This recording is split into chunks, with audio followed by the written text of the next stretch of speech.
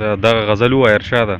ها د ملګرو په غوښتنه باندې دغه یو څو شعرونه زمونږ ملګرو ته ډالۍ چې تا به سترګو کې انکار ګرځو، چې تا به سترګو کې انکار ګرځو، زړه به مې خامخا پرخار ګرځو. ډېر ښه یار. مننه.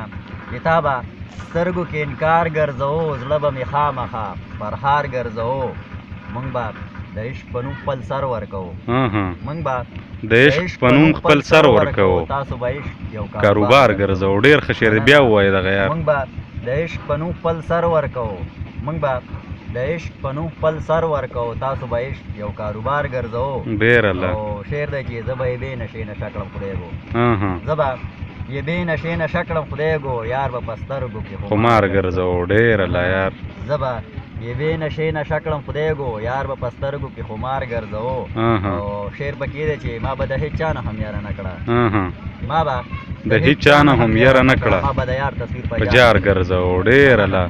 ما به د هېچ چا نه هم یاره نه کړه، ما به د یار تصویر په جار ګرځو.